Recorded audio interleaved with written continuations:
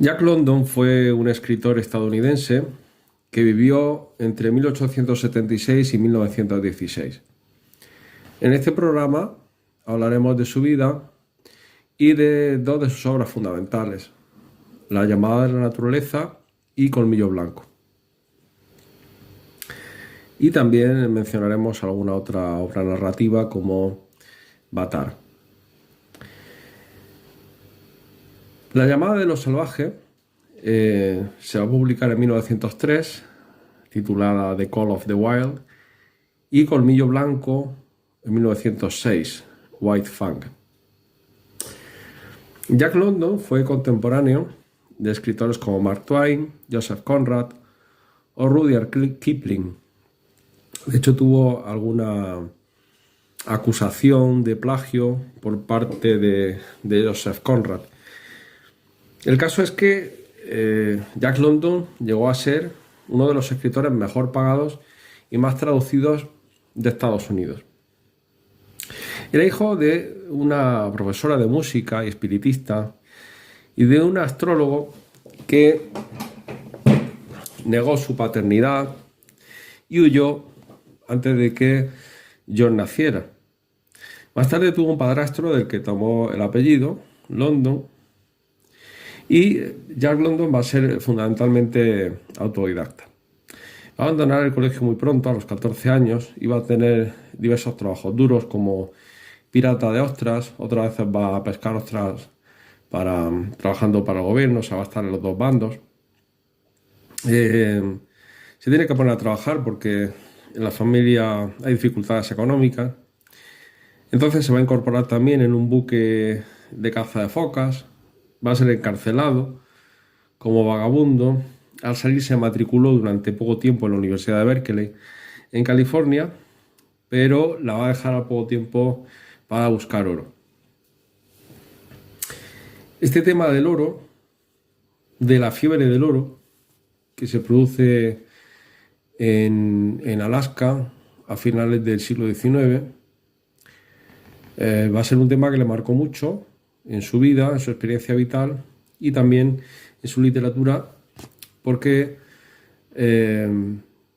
va a aparecer tanto en La llamada de la naturaleza o La llamada de los salvajes como en Colmillo Blanco. Una vez el libro se ha traducido como La llamada de los salvajes y otras como La llamada de la naturaleza. El caso es que tras tirarse 11 meses en Alaska, Jack London vuelve a California sin haber tenido demasiado éxito en el tema del oro y se va a intentar ganar la vida como escritor. Va a intentar tener un trabajo más cómodo porque comprueba que realmente la vida la vida trabajadora, el trabajo, sobre todo el trabajo físico, es un castigo y realmente pues va a intentar vivir ejerciendo un trabajo intelectual, el de la escritura.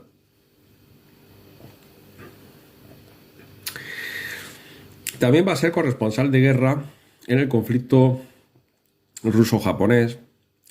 Y aquí van a aparecer algunos prejuicios contra potencias asiáticas emergentes, lo que va a llevar a la crítica a hablar de la presencia de un cierto racismo en la obra de Jack London, de supremacía blanca o de ideas supremacistas que se van a manifestar también en estas novelas, sobre todo en Colmillo Blanco, ¿no? Donde aparece el indio nativo americano como un ser inferior al hombre blanco. Todo esto visto a través de la mirada y del pensamiento de Colmillo Blanco, del perro. Una vez que tenía ingresos fijos, Jack London, y fama mundial, mandó construir un barco con el que navegó por todo el mundo. Esto va a dar lugar a otro libro que se titula Cuentos de los mares del sur, publicado en 1911, y que se inspira pues, en esos viajes que hizo en el barco junto a su segunda mujer. ¿no? Porque ya se había divorciado de la primera para ese momento. El total de la obra de Jack London eh, van a ser una cifra de 49 libros en 17 años, además de artículos y relatos breves. Muere a los 40 años y su muerte pues todavía está envuelta en un halo de misterio, ya que se hablan de rumores de suicidio por sobredosis de morfina que estaba tomando pues por una insuficiencia renal que tenía. Y bueno, no está muy claro si realmente fue una sobredosis o fue un efecto que no se deseaba. El caso es que murió Sada, murió a los 40 años, muy joven, y bueno, al final con una buena situación económica. Se había establecido ya al final de su vida en California, en su tierra, en Glen Ellen, donde tenía un rancho bastante grande, un rancho en el que va, el que va a aparecer, por ejemplo, en Colmillo Blanco, ¿no? O sea, se basa ese gran rancho en el que él mismo compró. Y como hemos dicho, los libros que vamos a comentar son La llamada de lo salvaje, Colmillo Blanco y Batar. Cronológicamente, el primero de ellos sería Batar, de 1902. Batar es un relato de unas 15 páginas, muy corto, en el que aparece también la figura del perro. El perro va a ser un animal muy querido por Jack London y del que tenía un concepto muy alto. De hecho, pues algunos testigos y gente que lo conoció declararon que cuando Jack London veía un perro, analizaba su personalidad y sus rasgos igual que si se tratara de una persona. Entonces, este gusto por los perros y este conocimiento tanto del perro como del lobo va a aparecer en muchas de sus historias. En Batar significa bastardo. En francés va a ser el nombre que va a tener el perro, el nombre que le pone su dueño, porque decía que su padre no se conocía y era hijo de una loba. Entonces era un perro ya con un instinto bastante fiero que su dueño y protagonista, que era un hombre sádico, un francés sádico, pues va a exagerar esos rasgos agresivos, violentos, los va a promover, los va a fomentar a través de castigos, de palizas, de un montón de sucesos. Entonces al final pues se va a entablar una rivalidad entre el perro y su amo, entre Batar y su amo, en el que se van a declarar la muerte y se van a intentar matar el uno al otro, ¿no? Viven con la esperanza de que el otro muera. La llamada de lo salvaje se publicó en 1903, The Call of the Wild, y es una novela complementaria y simétrica con Colmillo Blanco, en el sentido de que La llamada de lo salvaje supone el paso o la evolución por parte del perro, de su protagonista, de el mundo civilizado, de la vida casera, doméstica, a el mundo salvaje que se va a encontrar en esas tierras vírgenes de Alaska, donde va a tener que convivir con perros, con lobos, con hombres crueles, etc. Y algunos no tan crueles. ¿Y por qué decimos que es simétrica a Colmillo Blanco? Porque en el Colmillo Blanco se va a producir la evolución en sentido contrario. El protagonista, Colmillo Blanco, va a nacer en un ambiente de tierras vírgenes de Alaska, en lo salvaje, y va a terminar siendo un perro doméstico, ¿no? y viviendo en California. El protagonista de La llamada de los salvajes se llama Buck, Buck, se escribe Buck. Como decimos, pasa de la civilización a la barbarie porque Buck es el perro de un juez que vive en California, en una casa muy grande, tiene varios perros. Buck es uno de ellos. Entonces, bueno, la relación con su dueño no es tampoco tan estrecha en el sentido de que el perro pues pasa a ser quizá como compañero de caza, guardián, etcétera, no. Y bueno, un día pues va a ser robado por uno de los criados que necesitaba dinero, tiene que pagar una deuda, entonces se lleva a Buck, lo vende y a partir de aquí lo van a llevar a Alaska, va a ir cambiando de manos sucesivamente y lo van a dedicar a tirar de trineos. A tirar de esos trineos que recorrían toda esa zona donde se buscaba el oro, donde estaba la fiebre del oro, transportando mercancías, transportando víveres y ayudando a las personas que se aventuraban en esa experiencia que muchas veces causaba la muerte por hambre, por conflictos, por peleas y en definitiva por tener que enfrentarse el hombre a la naturaleza misma, a una naturaleza muy agreste, muy agresiva. Entonces, pues Buck va a tener una serie de amos que lo van a maltratar o desde luego no le van a dar nada de amor y entonces al final sí que va a haber uno, Thornton, quien lo defiende frente al maltrato. A partir de aquí, Buck va a ser completamente leal a este Thornton. Va a hacer que haga una apuesta. Thornton se apuesta a que Buck pueda arrastrar él solo un trineo con 500 kilos de carga y gana. O sea, apuesta a que pueda arrastrar el trineo con 500 kilos durante 100 metros. Consigue hacerlo, gana la apuesta, pero bueno, al final lo que va a ocurrir es que Thornton va a morir por una serie de circunstancias que no vamos a revelar y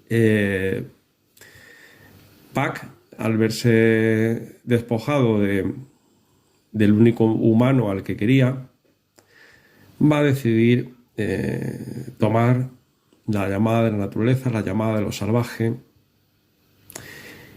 e irse a vivir con los lobos. Y al final se convierte pues como una especie de mito también para los indios, que habla de un perro fantasma, etc. En Colmillo Blanco, como hemos dicho, bueno, se trata de una novela que es publicada en 1906 y se ve esta evolución inversa porque Colmillo Blanco nace en Alaska, nace en las tierras salvajes, hijo de una loba, bueno, de una perra y de un lobo, ¿no? Tiene esa mezcla de lobo y de perro. Y pues bueno, va a conocer también una serie de amos y al final se va a ir con su amo, con Weedon Scott, a California, un hombre que estaba trabajando de ingeniero de minas, en Alaska, también con lo del oro, que no quería llevárselo en principio a California porque pensaba que no se iba a adaptar al clima y tal, incluso se monta en el barco y lo deja en tierra, pero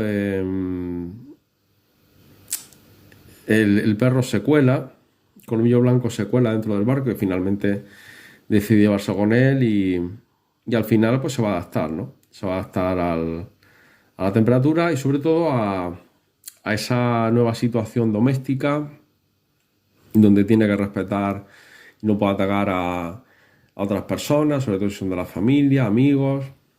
Aprende a convivir con otros perros porque él era solitario, aislado por la propia vida que había llevado, no había tenido mucha relación, pero aprende a hacerlo todo pues simplemente por agradar a su amo.